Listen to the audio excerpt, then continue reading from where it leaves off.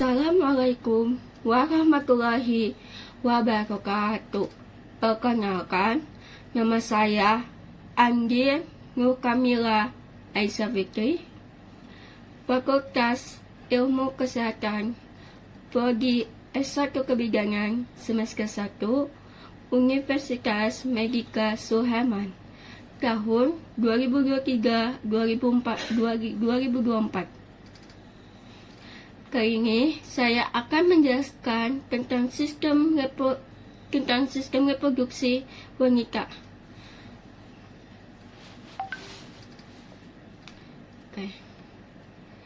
Itu genitalia eksternal, female external reproduksi organs.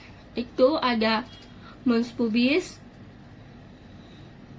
selanjutnya ada clitoris, ada labium majus, ada uretal orifice, terus ada vestibule, ada labium minus, vagina orifice, perineum, anus.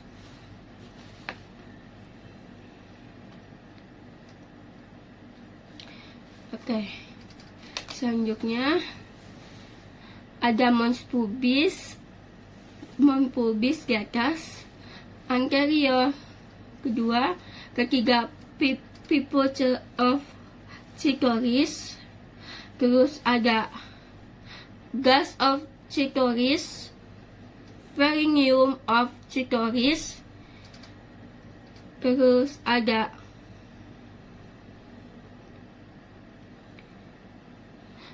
external uretal orifice, ada opening of parauretal atau scanning ducts, terus ada labium minus di dalam, labium majus di luar, terus ada vagina orifice, ada vestibule of vagina, ada opening of greater vestibular atau Bartholin gland, terus ada hymenal caruncle, ada vestibular fossa, ada frenulum of labia minora, terus ada posterior commissure of labia majora, terus ada perineal rapre atau ovopherineal body, terakhir ada anus.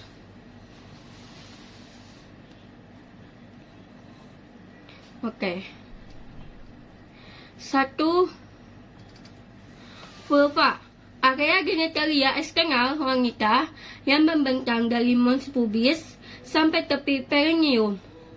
Vulva, mons pubis, labia majora, labia minora, clitoris, vestibulum, introitus, vagina, dan perineum. Terus kedua ada mons pubis atau mons veneris. Bagian yang menonjol meliputi simfisis yang terdiri dari jaringan dan lemak. Pada setelah masa pubertas, daerah ini ditumbuh oleh rambut halus dan dilengkapi oleh kelenjar sebasea. Terus yang ketiga ada labia majora. Kelanjutan dari mons pubis berbentuk keronjong. Kedua bibir ini bertemu di bagian bawah dan berbentuk perineum. Labia majora bagian luar tertutup rambut yang merupakan kelanjutan dari rambut pada mons pubis. Selaput yang mengandung kelenjar sebasea atau lemak. Terus labia majora sama dengan skrotum pada laki-laki yang berfungsi menutup dan mencegah masuknya organ pada vulva. Ukuran labia majora pada wanita dewasa panjang 7-8 8 cm, lebar 2 sampai 3 cm, tebal 1 sampai 1,5 cm. Oke, yang keempat ada labia minora. Jaringan tipis di bawah labia mayora, tidak mempunyai folikel rambut, membentang dari bawah klitoris sampai dengan vulva. Terdapat banyak pembuluh darah, saraf, dan otot sebagai pewarna merah, lebih sensitif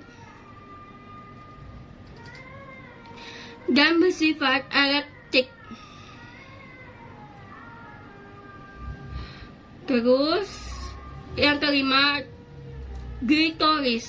Klitoris homolog dengan manis pada pria, terletak pada superior vulva, tepat di bawah arcus pubis. Bentuknya pendek, simetris dengan ukuran 6 kali 6 mm. Terus organ yang sangat erektik dan sensitif, terutama pada ujung badan klitoris. Jika wanita terangsang seksual gland dan badan klitoris akan membesar. 6. Vestibulum, area tertutup oleh labia minora, terletak di antara klitoris, labia minora, dan vulva.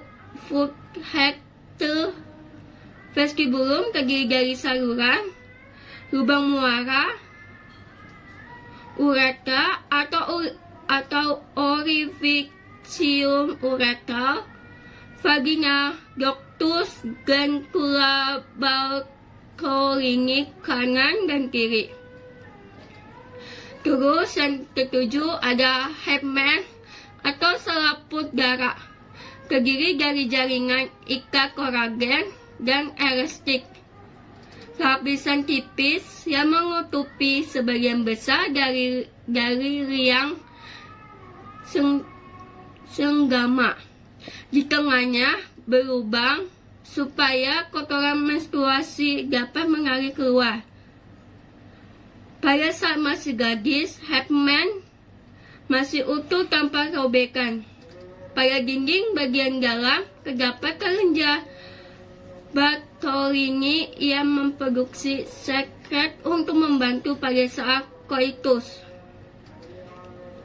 Terus ke-8 ada perineum, daerah menstrual yang ditutupi kulit, terletak antara introitus, vagina, dan anus.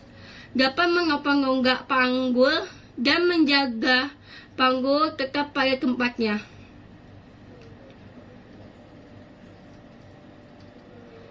Terus ini genitalia external.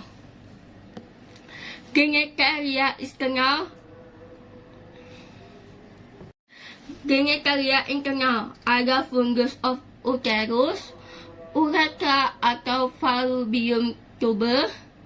Terus ada suspensory ligaments of ovary. Terus ada ovarium bulb vessels.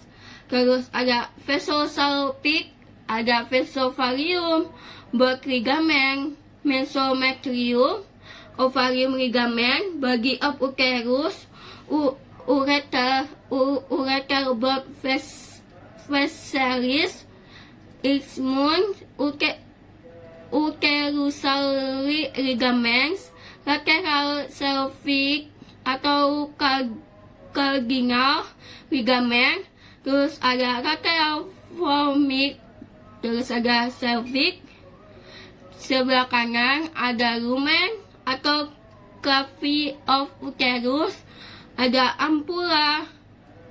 Terus ada isthmus, ada infundibulum, ada fimbria, ada rod ligament of uterus, ada endometrium, ada memeterium, ada perimeterium, ada internal os, ada cervical channel, ada external os, dan terakhir vagina. Genitalia internal. 1. Vagina. Saluran mancur elastik mulai dari vestibulum sampai dengan cervix. Terus terletak antara kandung kemih, uretra, dan rektum.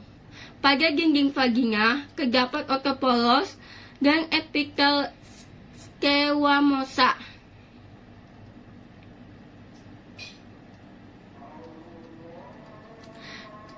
Cairan vagina bersifat asam dengan pH 4,5. Epitel asam dengan pH 4,5 atau dapat memberikan proteksi terhadap infeksi. Tingkat keasaman vagina dipengaruhi oleh hormon. Terus, fungsi utama vagina. 1. Tempat pengeluaran cairan atau darah menstruasi. 2. Tempat penyaluran sperma pada saat hubungan seks untuk masuk ke uterus.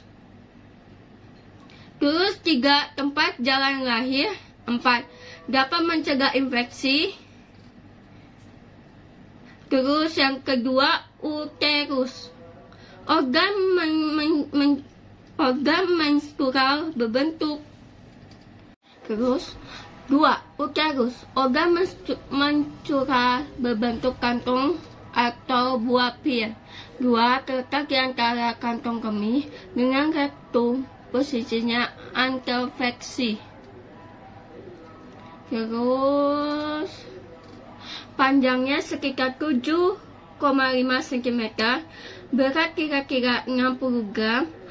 Uterus terdiri dari 2 bagian badan atau korpus berbentuk kiangkural atau leher, dan leher atau cervix.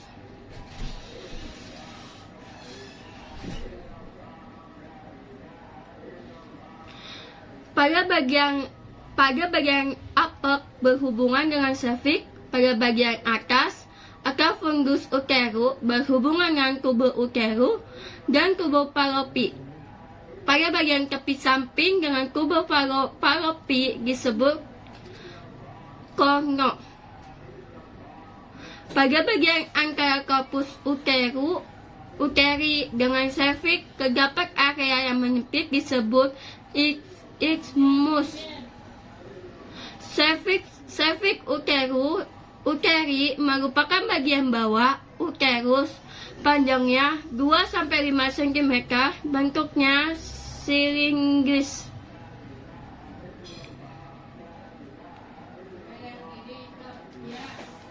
Terus fungsi uterus itu 1. Memperlihatkan penerimaan ovum hasil fertilisasi. 2. Menyediakan tempat yang nyaman untuk pertumbuhan dan perkembangan fundus selama kehamilan. 3. Menyediakan nutrisi hasil konsepsi. Dinding uterus tersusun oleh 3 lapisan. Yang pertama, endometrium. Endometrium itu terdiri dari kesusun dari jaringan pembuluh darah atau stroma yang mengandung kelenjar tubular.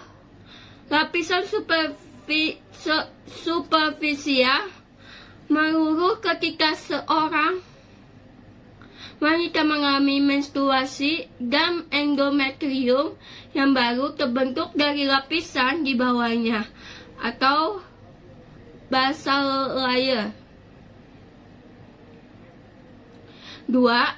Lapisan myometrium tersusun atas serat-serat otot poros yang menimbulkan ketebalan dinding uterus. Otot tersebut membentuk spiral dari kornu menuju cervix, memberi efek sirkuler di sekeliling tuba fallopi dan cervix serta efek oblique pada korpus uteri. Ketiga, Lapisan perimetrium. Lapisan peritoneum yang membungkus uterus dan tubuh uterin. Dari depan perimetrium menutupi korpus uteri menuju vesika urinaria setinggi ostium uteri internum. Terus ketiga, tubel Fallopi. Saluran tempat ovum atau sel telur berjalan menuju uterus. Tempat terjadinya fertilisasi antara sel telur dengan sperma. Kerta mengandung di antara ligamen uterus. Fungsi tubel Fallopi: 1. Mengangkat sel ovum. 2. Menyalurkan spermatozoa. 3. Tempat konsepsi.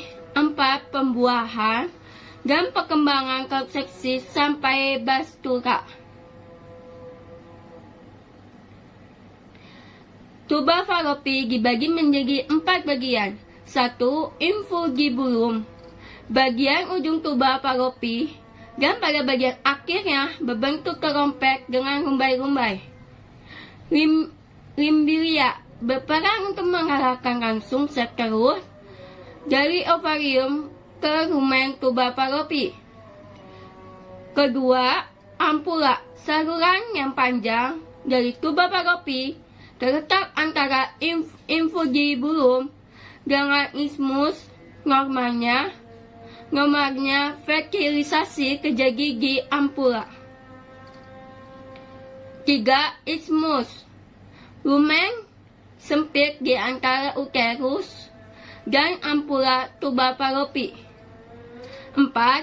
Interstitialis, daerah ujung akhir dari jaringan otot uterus dengan isthmus.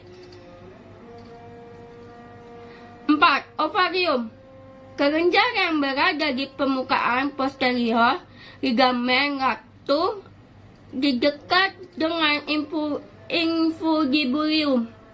Terdiri dari 2 buah, berbentuk seperti almond, berwarna putih keruh, panjang 4 cm, lebar 0,4 cm, berat 3 gram. Ovarium dibungkus oleh peritoneum. Ditopang oleh ligamen ovarium, ligamen rectum, ligamentum ovarica, ligamen infundibulum. Ovarium dibagi atas 2 bagian. 1. Korteks, lapisan keluar terdiri atas stoma dan folikel ovarium, yaitu unit fungsional pada ovarium yang sangat penting dalam proses oogenesis. 2. Medulla, terdiri dari stoma, pembuluh darah, limfatik, serabut saraf, otopolos. Fungsi utama ovarium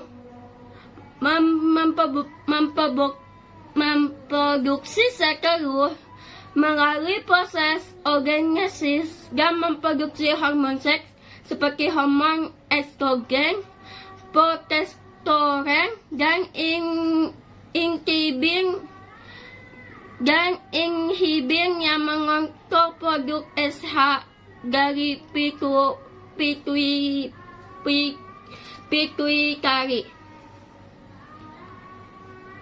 Terus, oogenesis merupakan proses pembentukan ovum melalui pematangan folikel.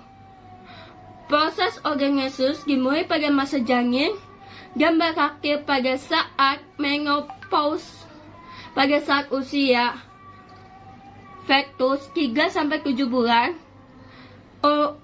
oogonea berkembang menjadi oogenium, kemudian berubah menjadi oosit primer atau 6-7 juta. Pada saat hamil, folikel primordial akan berkurang minimal 2 juta.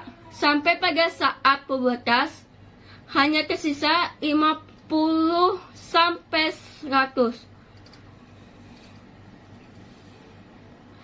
Pada masa produktif, tiap bulannya sekitar 350 sampai 400 oosit primer akan memutar dan terevolusi. Selanjutnya, saya akan membuat video tentang sistem reproduksi pria atau laki-laki. Oke, sistem reproduksi pria, sistem yang berfungsi untuk berkembang biak. Perkembangan sistem reproduksi pria dipengaruhi oleh hormon testosteron. Hormon testosteron ini diproduksi pada awal kehidupan dan kemudian diproduksi kembali pada awal pubertas untuk stimulasi pertumbuhan dan perkembangan reproduksi. Oke, yang pertama, organ reproduksi luar. Bagiannya ada skrotum, penis. Kedua, organ reproduksi dalam ada testis, epididymis, doctum vas deferens, terus vesicula seminalis, doctum ejacularis, dan terus ada gantula prostat, kelenjar buporeta. Oke. Gambar di bawah ini saya akan menjelaskan ada bagian-bagiannya. Yang pertama, kantong kemih, terus skrotum, tulang panggung, vas deferens, ureter, penis, testis, epididymis, skrotum, vesicula seminalis, kelenjar prostat, kelenjar buporeta, rektum.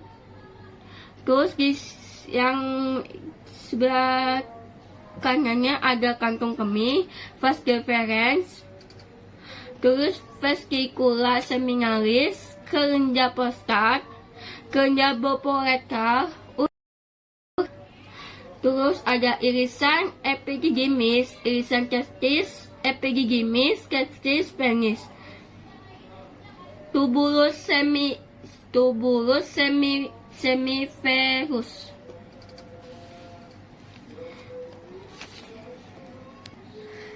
Terus gambar selanjutnya ada batter pubic species, prostata, corpus spongiosum, ureter, foreskin, penis glands, ureter opening. Sebelah kanannya ada seminal fasciae, ejaculative ducts, rectum, anus, vas deferens, epididymis, testis, skrotum. Genitalia eksternal pria. 1. Skrotum, kantong longgar yang tersusun atas kulit yang berkerut, fasia atau selaput otot polos, terdiri dari 2 buah atau berisi testis untuk memproduksi sperma. Berfungsi sebagai sistem mengontrol suhu untuk testis agar dapat berfungsi secara optimal. Kedua, ada penis. Organ seks utama pria berbentuk silindris, tempat mengeluarkan sperma pada saat koitus dan pengeluaran urin pada saat miksi. Organ penis ada akar atau laktis, ada badan, ada gas penis. Bagian penis terdiri dari 3 massa silindris, 2 corpus cavernosum kanan dan kiri, corpus spongiosum Ketiga masa tersebut diselimuti oleh jaringan fibrosa atau tunika albuginea. Gambar di bawah ini penis, superficial causal vein, skin gap, dorsal vein, dorsal artery, dorsal nerve, Helicin arteriole,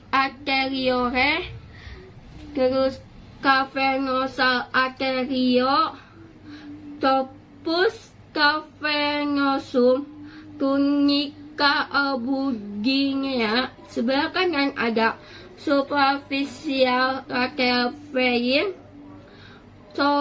cores fascia, bux fascia, circumference, bux fascia, disconvex vein, terus emissary vein, corpus spermicosum urethra. Genitalia internal pria. 1. Testis. Organ uretra 1. Testis. Organ utama dalam pembentukan sperma dan hormon reproduksi. Testis berjumlah sepasang testis kiri dan kanan, dibatasi oleh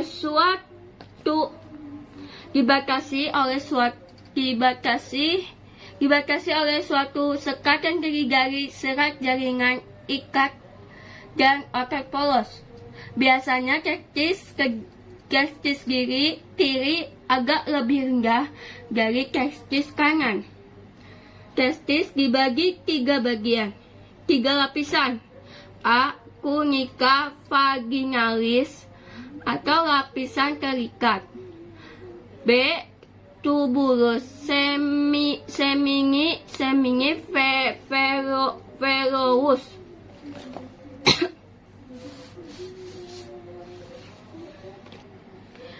C.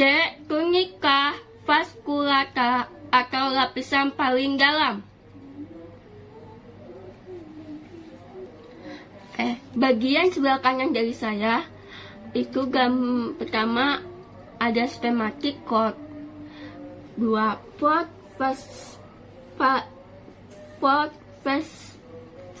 facet and nephres, terus ada seminiferous tubule, terus ada lobule, septum, tunica albuginea, terus ada tunica vaginalis, terus ada gavi of tunica vaginalis. Sebelah kiri dari saya ada head of epididymis, efferens ducture, terus ada ductus atau vas deferens, latex testis, tubulus septus, ada body of epididymis, ada tail of epididymis.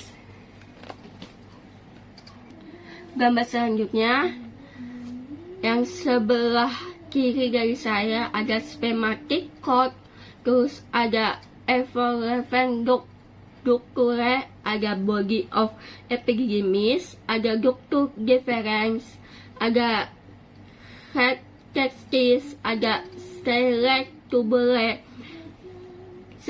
Sebelah kanan saya ada cremaster muscle, tunica vaginalis, head of epididymis, ada seminal facet lobules, ada septa atau tunica albuginea, ada tunica albuginea.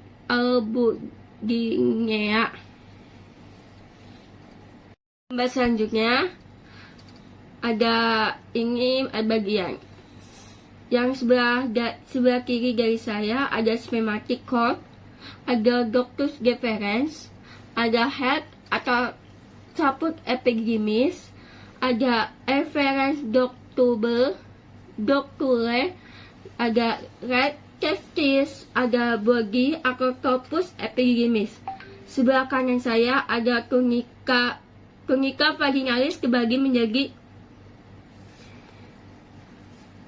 menjadi 5, yaitu Varica raya, Cervicifera raya, Seminiferous tubule, dan testis. Fungsi testis: 1. Membentuk gamet baru atau spermatozoa.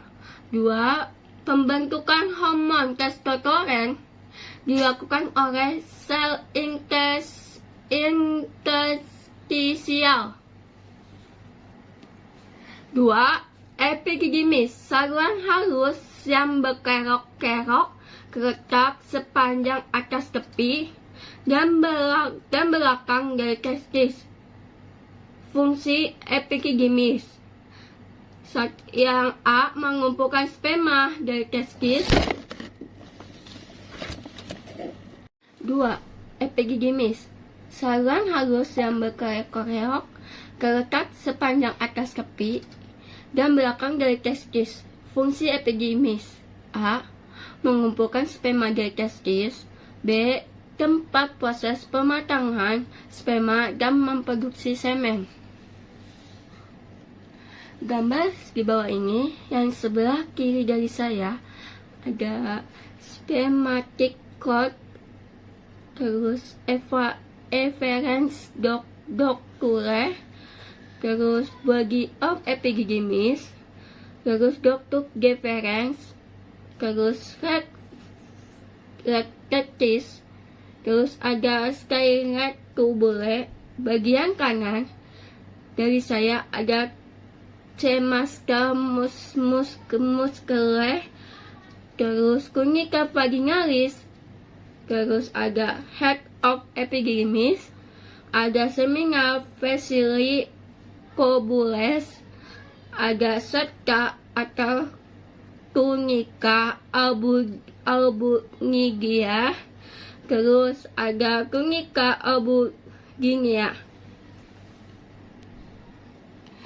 D. Ductus vas deferens. Pada daerah ekor epididymis, ductus epididymis berlanjut ke ductus deferens yang menampung lebih besar. Fungsinya untuk menyimpan spermatozoa sampai berbulan-bulan dan mendorong sperma tersebut menuju ductus ejakulatoris dari uretra sewaktu ejakulasi. Panjang 50-60 cm. 4. Vesicula seminalis, saluran berkerok terletak antara vesikel uren dan rektum. Pada bagian bawahnya menyempit dan bergabung dengan ductus deferens membentuk ductus ejakulasi. Fungsinya mensekretasikan cairan basah yang mengandung nutrisi dan membentuk sebagian besar cairan semen. Gambar di bawah ini ada bagiannya.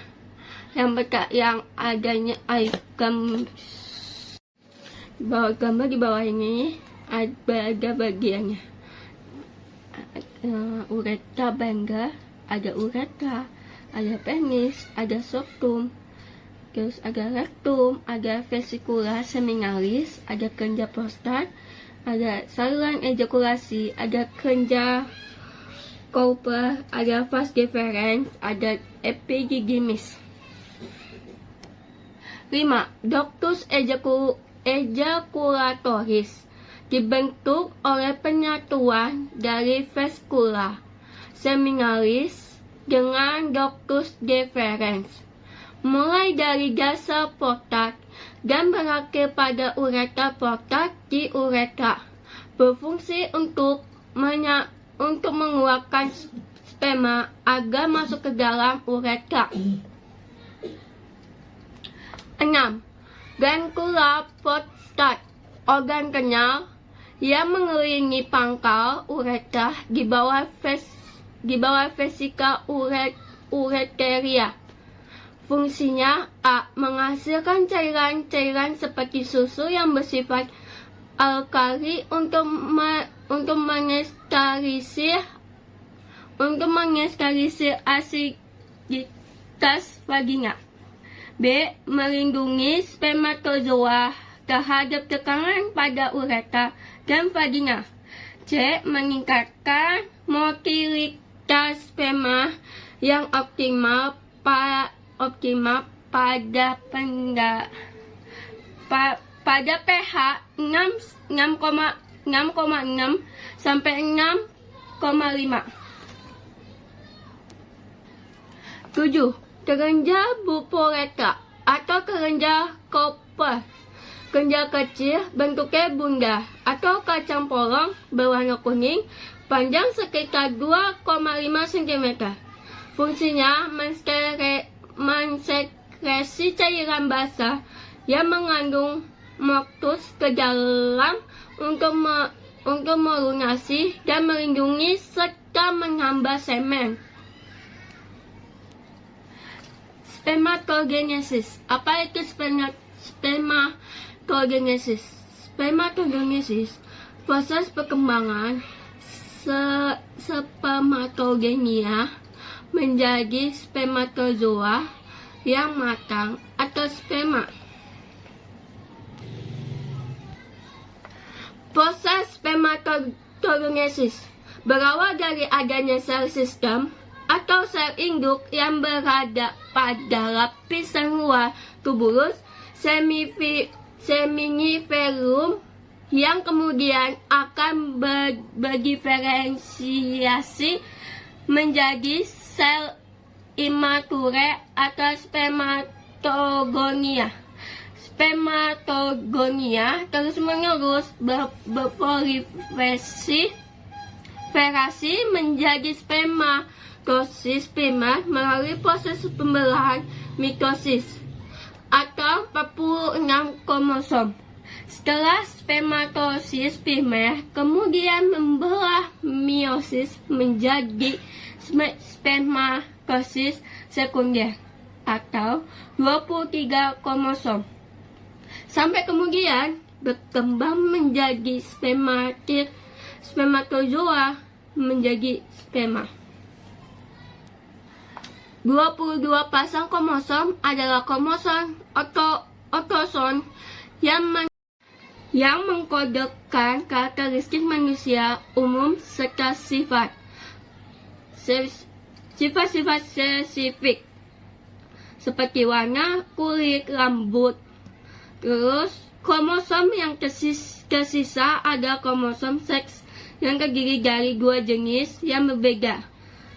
Ada kromosom X lebih besar dan kromosom Y lebih kecil. Ketika sperma bertemu dengan sel telur menjadi konsepsi akan kembali memiliki 46 kromosom atau proses spermatogenesis kekandung pada lingkungan, hormon, temperatur, kontrol hormonal terhadap spermatogenesis terjadi melalui mekanisme interaksi antara hipotalamus, kelenjar pituitari, dan sel Leydig. Hipotalamus menstimulasi kelenjar pituitari untuk menghasilkan hormon FSH dan kelenjar Leydig menghasilkan hormon testosteron.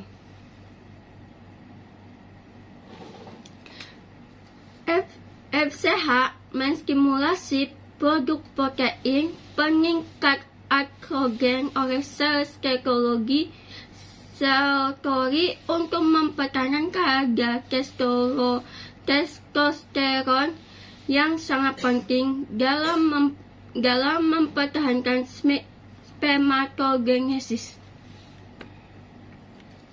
Struktur sperma 1. Kepala. Lapisan yang paling ujung sebagai topi atau taju atau aksosom dan inti sel.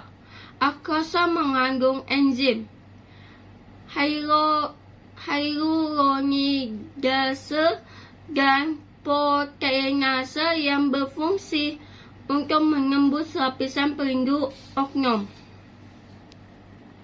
Inti sel mengandung unsur-unsur genetik. 2. Leher. Terdapat sentriole yang berisi protein khusus untuk pergerakan flagellum sperma. Mitokondria yang di dalamnya terdapat ATP untuk energi pergerakan. 3. Ekor atau flagellum. Aksia filamen yang berperan dalam pergerakan ekor sperma. Membran plasma yang berfungsi melindungi semua dari pengaruh lingkungan luar. Sperma bergerak dari tubulus semifloros menuju epididymis dan bertahan sekitar 3 minggu sampai sperma matang. Sperma memasuki saluran vas deferens hingga ujung saluran dan bercampur dengan sekret fascicula seminalis. Kelompok prostat dan kelenjar Kolbe semen.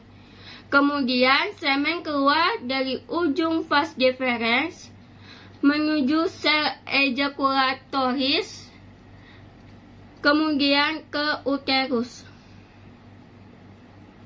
Sebelum ejakulasi akan terjadi ereksi atau penis menegang pada saat ejakulasi serta tertutup sehingga semen dan urin tidak tercampur. Kriteria sperma normal berupa cairan yang sedikit kental, warna putih kekuning-kuningan. Pada orang normal dan sehat, jumlah spermanya lebih besar 20 juta per cc. Lebih dari 60% sperma bergerak aktif. Pada saat ejakulasi, jumlah sperma yang dikeluarkan sekitar 3 sampai 3,5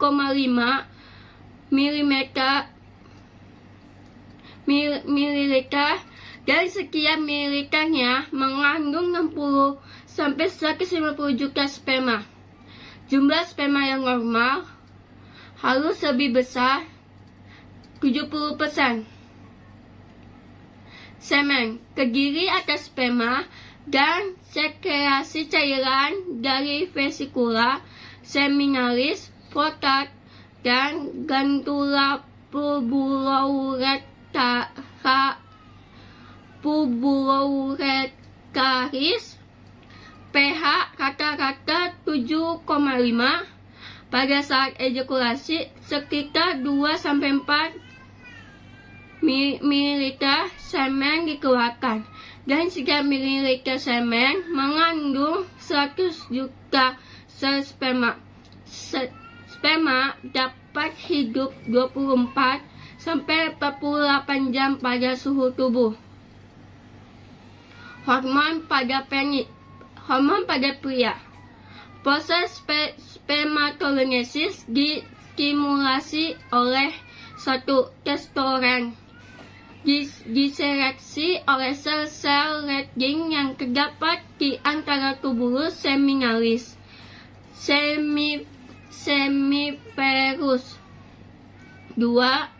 LH, luteinizing hormone, diseleksi oleh kelenjar hipofisis anterior RH, berfungsi menstimulasi sel-sel Leydig untuk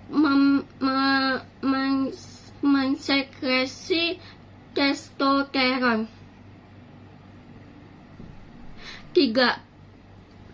FSH atau follicle stimulating hormone. FSH disekresi oleh sel-sel kelenjar hipofisis anterior. 4. Estrogen dibentuk oleh sel-sel sektori ketika disimulasi oleh FSH. 5. Hormon pertumbuhan atau growth hormone untuk mengatur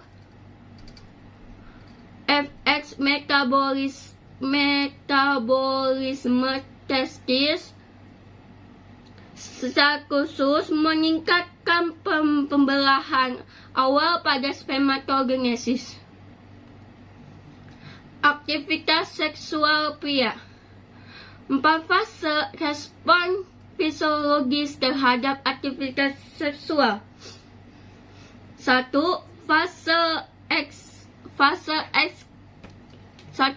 Fase eksisiasi. Adanya ekresi disertai vasokongesti disertai adanya keinginan berhubungan seks. 2. Fase datar. Terjadi peningkatan respon denyut jantung, denyut nadi, tekanan darah, tekanan otot. 3. Fase orgasme. Fase yang paling singkat disertai adanya ejakulasi dan kenikmatan fisik. 4. Fase resolusi. Keadaan pemulihan dengan pengembalian genitalia pada keadaan semula sebelum terangsang.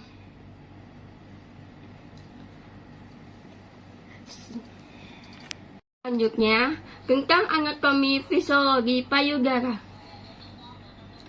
Itu terdiri dari dinding toraks, otot dada, lobus, puting susu, areola, saluran susu, jaringan adiposa, kulit.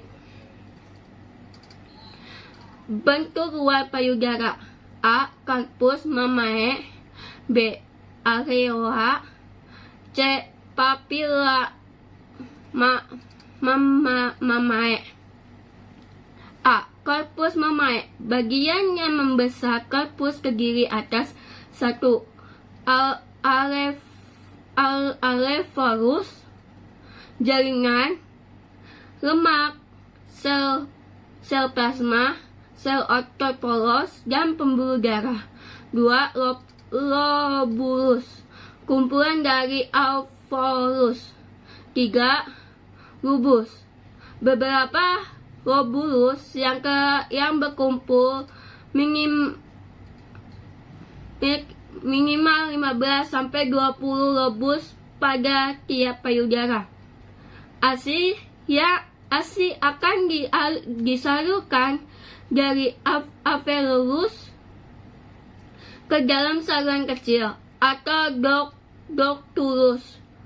Kemudian beberapa ductus bergabung membentuk saluran yang lebih besar atau ductus lactiferus. B.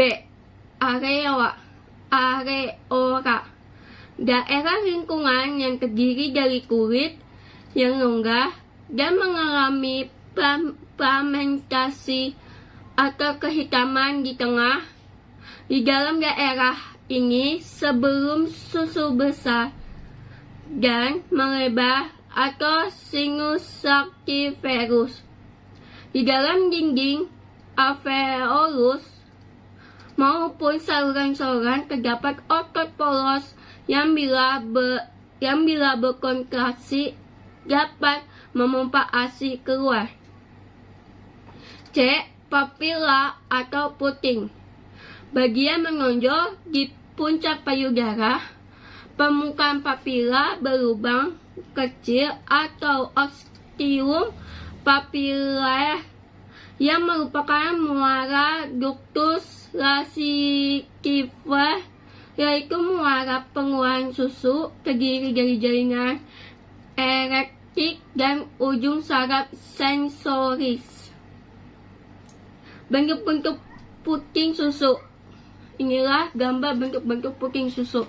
Normal, pendek, panjang, tenggelam, atau kebalik. Anatomi kelenjar susu. Alveolus, unit terminal. 1. Sel asinya, sekresi susu. 2. Ductus, saluran terkecil. 3. Mypetical otot polos. Inilah di bawah ini gambar payudara. Itu ada jaringan lemak, labia. Bawahnya labula kelenjar air susu, ductus atau saluran air susu, area puting susu, bagian ductus yang menahan air susu. Terus ini tulang rusuk otot. Alveoli, kantung penghasil ASI yang berjumlah jutaan. Hormon prolaktin mempengaruhi sel alveoli untuk menghasilkan ASI. Ductus lactiferus, saluran kecil yang berfungsi menyalurkan ASI dari alveoli ke sinus lactiferus atau dari pabrik ASI ke gudang ASI. Siklus lactiferus atau saluran ASI yang melebar membentuk kantong di sekitar areola yang berfungsi untuk menyimpan ASI. Fisiologi payudara. Payudara wanita mengalami 3 jenis perubahan. 1. Dimulai dari masa hidup anak melalui masa pubertas sampai menopause. A. Sejak pubertas, estrogen dan progesteron menyebabkan perkembangannya ductus dan timbulnya sinus. B. Pada menopause, hormon estrogen menurun sehingga kelenjar dan jaringan payudara kehilangan elastiknya, menyebabkan payudara menjadi kendor. 2. Sesuai dengan Dowd-Head, produksi hormon estrogen dan progesteron akan meningkat ketika mengalami menstruasi. Peningkatan kedua hormon tersebut memicu pertumbuhan dan perkembangan jaringan yang ada di dalam payudara. 3. Kejadiannya pada saat hamil dan menyusui. A. Pada saat hamil, perubahan hormon estrogen, progesteron, dan prolaktin menyebabkan perubahan bentuk payudara sebagai persiapan menyusui. B. Pada masa menyusui, ketika menyusui, hormon estrogen dan progesteron akan mengalami penurunan. Penurunan kedua hormon ini akan digantikan dengan hormon prolaktin.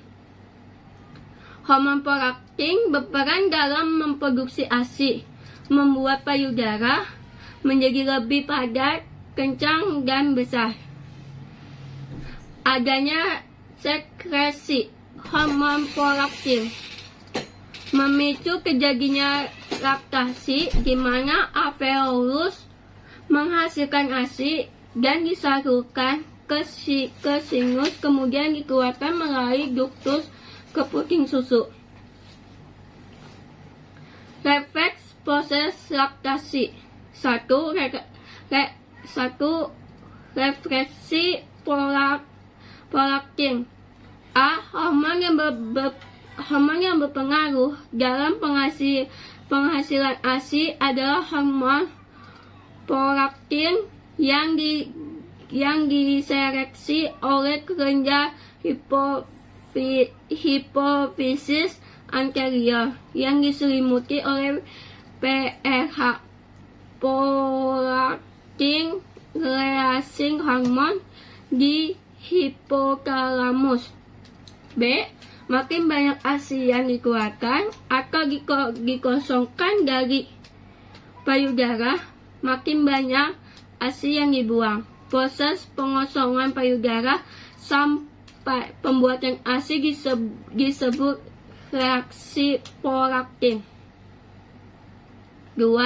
Reaksi Redon atau aliran. A. Rangsangan yang berasal dari lapisan bayi akan menghasilkan rangsangan saraf yang dilanjutkan ke dalam kelenjar hipofisis posterior. B. Kemudian hipofisis posterior menghasilkan oksitosin yang menyebabkan sel-sel miopatelial di sekitar alveoli akan berkontraksi dan mengkosong air susu masuk ke pembuluh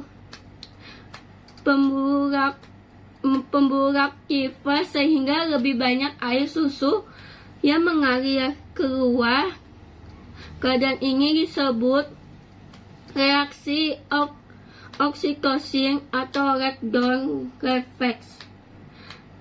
C. Namun refleks ini dapat dihambat oleh faktor emosi atau psikolog dari ibu. Proses laktasi. A. Proses laktasi timbul setelah plasenta lepas. B. Plasenta mengandung hormon penghambat prolaktin atau hormon plasenta yang menghambat pembentukan ASI. C. Setelah plasenta lepas, ASI pun mulai keluar. Hormon yang mempengaruhi laktasi. 1. Progesteron mempengaruhi pertumbuhan dan ukuran alveoli. 2. Estrogen menstimulasi sistem saluran ASI untuk membesar. 3. Prolaktin memperbesar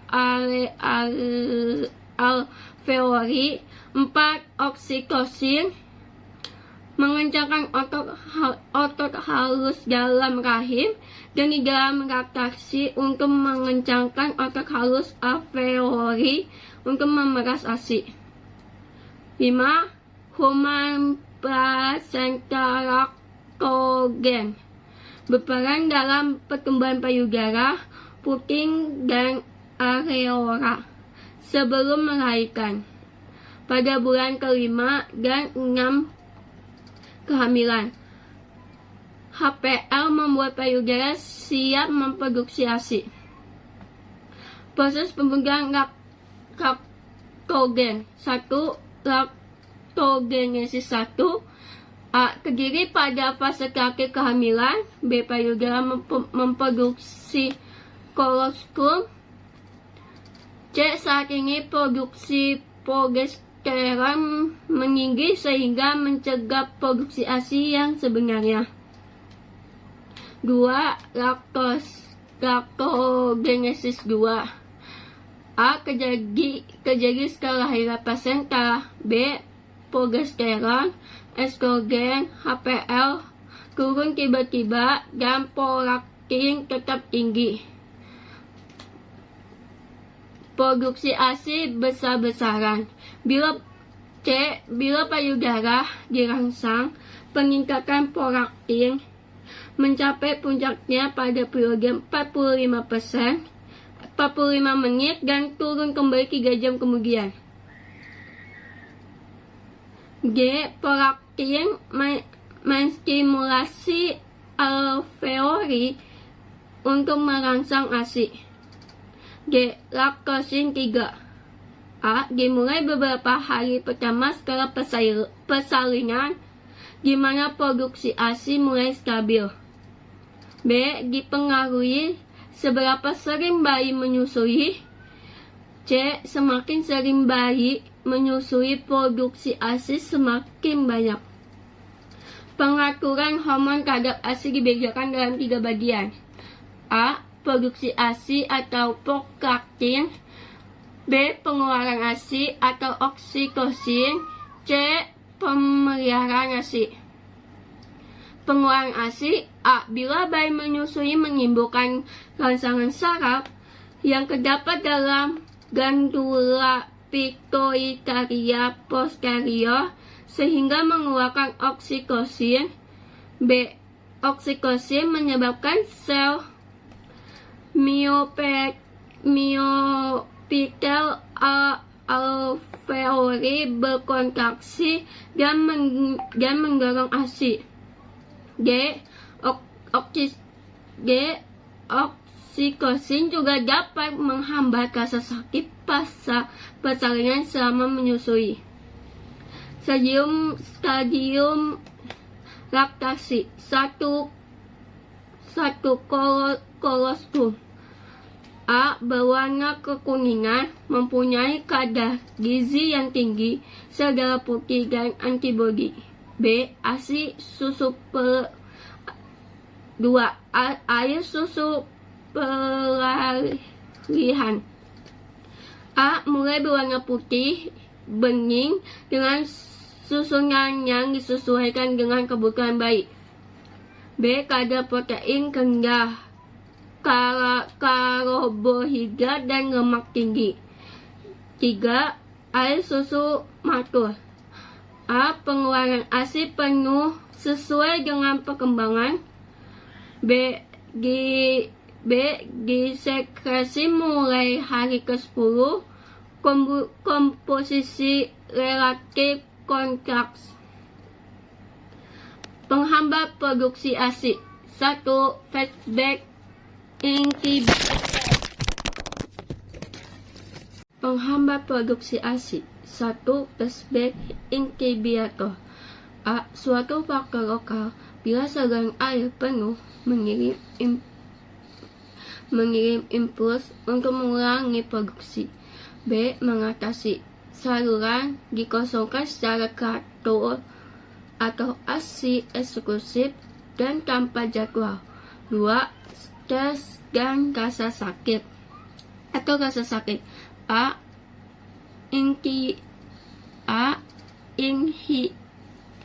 Inhibisi reaksi oksitosin. B. Sinus aktivirus penuh. 3. Penyapihan.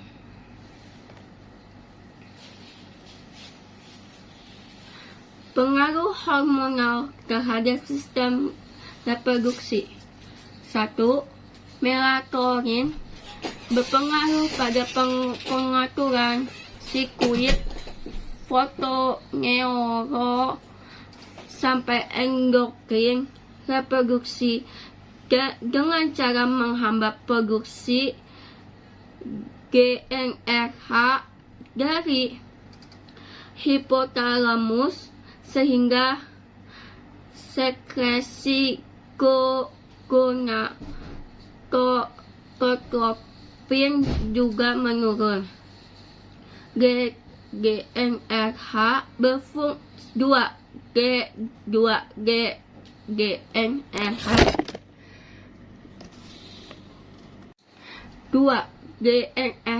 berfungsi menstimulasi hipofisis anterior untuk memproduksi dan melepaskan hormon gonadotropin atau FSH atau LH. 3.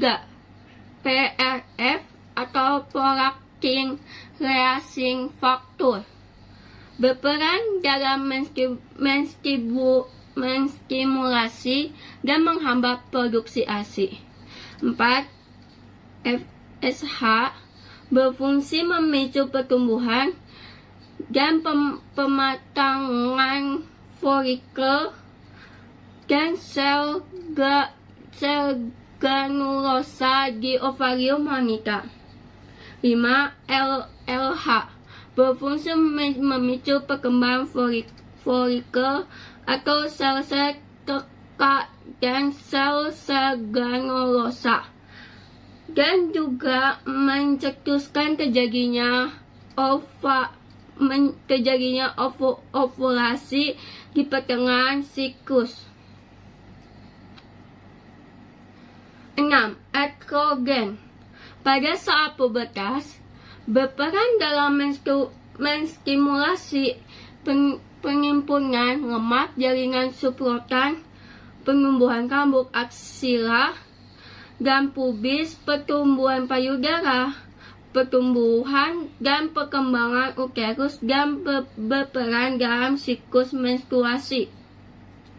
A. Pada kehamilan berfungsi menstimulasi pertumbuhan dan perkembangan proliferasi endometrium dan meiometrium, pelunakan dan penipisan serviks, pengentalan lendir serviks sehingga memudahkan sperma masuk ke uterus. B. Pada vagina menyebabkan proliferasi apikel vagina yang memudahkan pergerakan sperma. C. Pada payudara berperan dalam menstimulasi pertumbuhan payudara dengan merangsang perkembangan ductus di payudara selama kehamilan. 7. Progesteron. A. Berperan dalam proses perubahan sekretorik atau fase sekresi pada endometrium uterus untuk mempersiapkan endometrium uterus berada pada keadaan yang optimal jika terjadi implantasi. Berperan dalam perkembangan alveolus payudara dan penghambat kontraksi uterus selama kehamilan. 8. HCG atau human chronic gonadotropin untuk pertumbuhan korpus luteum dalam menghasilkan progesteron. 9.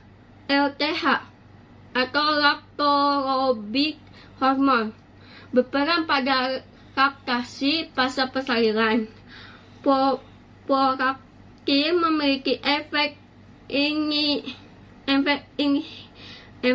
inhibisi terhadap GnRH hipotalamus, sehingga jika kadarnya berlebihan dapat terjadi gangguan pematangan folikel, gangguan ovulasi, dan gangguan haid berupa amenorrhea. Kelainan pada payudara. Kelainan pada payudara. 1. Resi akibat infeksi cairan payudara. A. Mastitis. Biasanya pada ibu menyusui akibat luka lecet pada puting atau infeksi bakteri.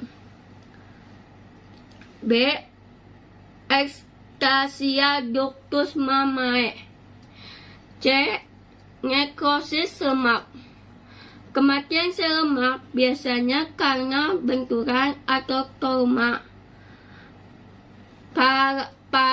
perabaan lebih padat. 3. Ketidakseimbangan hormonal. A. Fibrokistik merupakan kelainan yang sering ditemukan. 3. Neoplasma jinak. A. Fibroadenoma. B. Papilloma ductus. C. Tumor viroides. 4. Neoplasma ganas.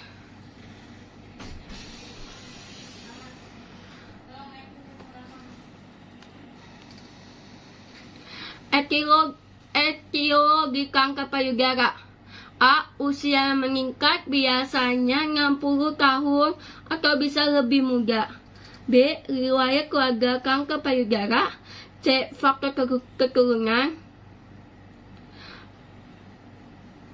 Selanjutnya, pernah menderita penyakit payudara non kanker mulai datang head atau sebelum umur 12 tahun atau menopause atau lebih dari 50 tahun. Pemakaian pil KB atau terapi hormon estrogen. Tidak pernah melahirkan anak atau melahirkan anak pertama pada umur melebihi 30 tahun. Berat badan lebih setelah menopause. Pemakaian alkohol dan obat kimia. Mengkonsumsi makanan yang mengandung banyak lemak hewani. Penyinaran sinar X-ray röntgen. Tanda dan gejala kanker payudara.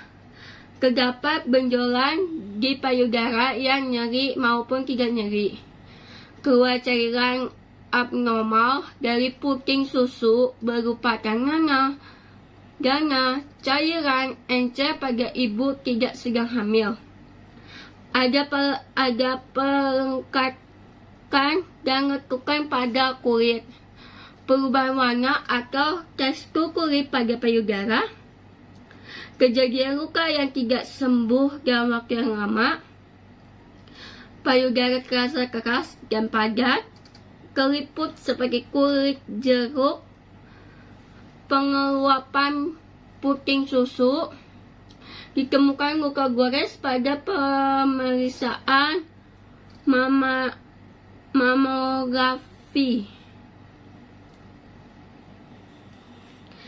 Inilah gambar dari tanda dan gejala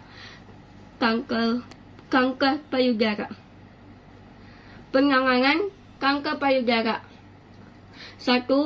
Lumbektomi adalah prosedur pengangkatan jaringan tumor dan sebagian jaringan normal dan sekitarnya.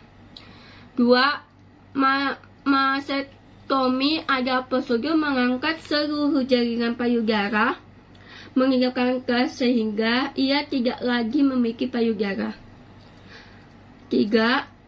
Terapi radiasi adalah sebuah metode terapi dengan menambahkan sinyal X atau partikel ion lainnya ke tumor. 4. Kemoterapi adalah pengobatan menggunakan obat yang diberikan secara oral maupun disuntikkan. Pencegahan kanker payudara. 1. Jangan menggunakan bra yang terlalu ketat terlalu lama. Kalau bisa ketika tidur dilepas. 2. Hilangkan kebiasaan merokok dan minum alkohol. 3. Periksa payudara sendiri secara rutin atau sadari, misalnya 1 bulan sekali. Selanjutnya, hindari radiasi dari sinar X atau berbagai macam radiasi lainnya. Selanjutnya, rajin mengkonsumsi sayuran dan buah-buahan yang banyak mengandung vitamin sebagai zat antioksidan. Antioksidan. Selain itu, banyaklah mengkonsumsi kacang kedelai, tempe, tahu, dan sebagainya. Kacang kedelai mulai mengandung phytoestrogen jenis yang dapat membantu mengurangi resiko tumbuhan kanker payudara. Rajin berolahraga meski hanya sebatas olahraga ringan seperti jogging. Kurangi makanan yang banyak mengandung lemak, terutama lemak hewani. Hindari stres,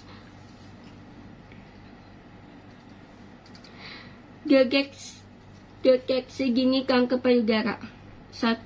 Metode lain dari deteksi dini adalah surgery. Wanita di atas usia 20 tahun harus rutin melakukan surgery setiap bulan, atau waktu terbaik adalah seminggu setelah menstruasi. 2. Panduan atas screening payudara. 3. USG payudara. 4. Kemografi. Pada kemografi digunakan suhu untuk menemukan kelainan pada payudara. Surgery, pemeriksaan payudara sendiri.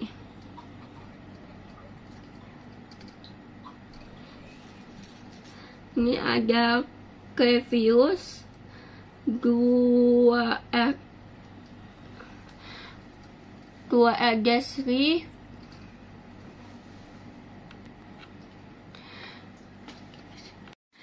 Definisi surgery. Deteksi dini kanker payudara adalah program pemeriksaan untuk mengenali kanker payudara sewaktu masih berukuran kecil dan sebelum kanker tersebut mempunyai kesempatan untuk menyebar. Cara melakukan surgery dilakukan dengan dua cara, yaitu melihat perubahan dihadapkan cermin, memeriksa perubahan dengan cara berbaring. Yang pertama itu di depan cermin, angkat tangan dan periksa apakah ada kemerahan atau bengkak di payudara. 2. Letakkan tangan di pinggang dan periksa payudara seperti pada langkah pertama. 3. Tekan payudara dari atas ke bawah seperti pada gambar dan rasakan apakah ada benjolan.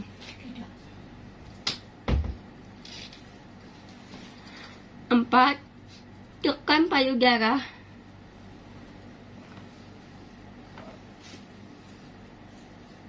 4. Tekan payudara secara meringkas seperti pada gambar dan rasakan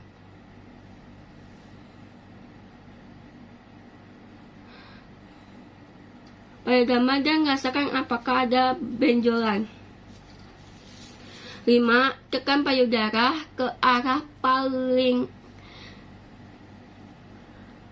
5. Tekan payudara ke arah puting dan lihat apakah ada cairan yang keluar. 6. Posisi berbaring dan tekan kembali payudara secara meringkas. Melihat perubahan di hadapan cermin. Posisi 1.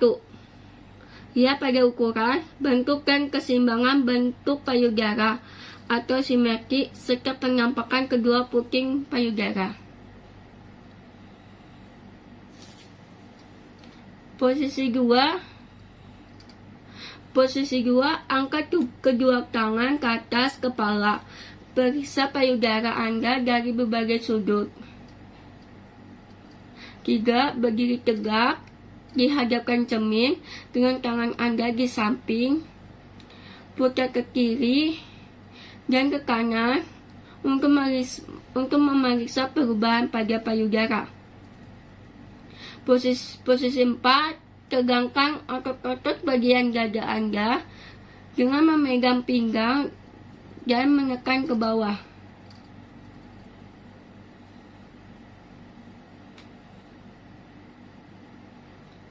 Tanda-tanda yang perlu diperhatikan selama pemeriksaan. 1.